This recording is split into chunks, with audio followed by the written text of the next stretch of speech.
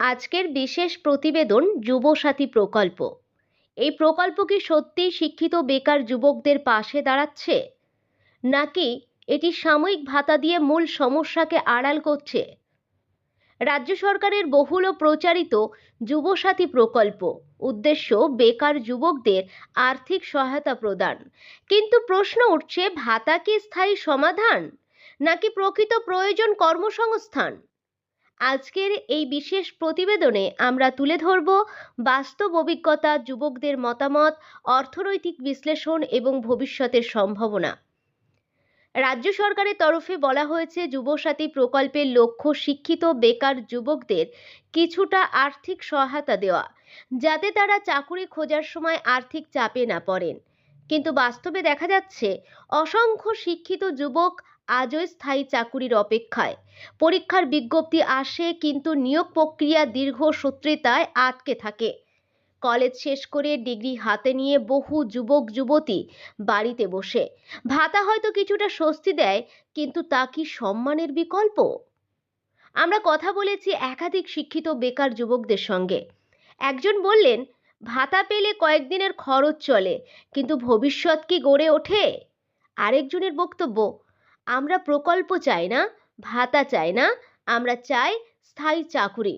এ কথাগুলি শুধু আবেগ নয়, এগুলি বাস্তবের আর্তনাদ। বহু যুবক মনে করছেন, ভাতা নির্ভরতা তৈরি করে, আত্মসম্মান নয়। তারা চান কাজের সুযোগ, দক্ষতা উন্নয়নের প্রশিক্ষণ, স্বচ্ছ নিয়োগ প্রক্রিয়া। অর্থনীতিবিদদের মতে, ভাতা প্রকল্প স্বল্প মেয়াদে সহায়ক হতে পারে, কিন্তু দীর্ঘমেয়াদে কর্মসংস্থানই অর্থনীতিকে শক্তিশালী করে। যদি শিল্প বিনিয়োগ বৃদ্ধি না পায়, নতুন চাকুরির ক্ষেত্র তৈরি না হয়, তবে ভাতা দিয়ে সমস্যার মূল সমাধান সম্ভব নয়। প্রশ্ন হচ্ছে, রাজ্যে কি পর্যাপ্ত শিল্পায়ন হচ্ছে? সরকারি শূন্যপদ কত দ্রুত পূরণ হচ্ছে? চাকুরির অনিশ্চয়তা অনেকের মনেই হতাশা তৈরি করছে। পরিবার ও সমাজের চাপ, ভবিষ্যতের অনিশ্চয়তা, সব মিলিয়ে মানসিক চাপ বাড়ছে। তরুণ প্রজন্ম চায় নিজের পায়ে দাঁড়াতে। তারা চায় সম্মানের সঙ্গে আয় করতে। তাদের কণ্ঠে একটাই স্লোগান, প্রকল্প চাই না, ভাতা চাই না, চাকুরি চাই। সরকারের তরফে দাবি, যুবসাথী প্রকল্প সাময়িক সহায়তা মাত্র। পাশাপাশি বিভিন্ন দক্ষতা উন্নয়ন প্রকল্প, স্টার্টআপ উদ্যোগ, স্বনির্ভর প্রকল্প চালু রয়েছে। কিন্তু প্রশ্ন থেকেই যায়, এই প্রকল্পগুলি কতটা কার্যকর? কতজন স্থায়ী কর্মসংস্থান পেয়েছেন?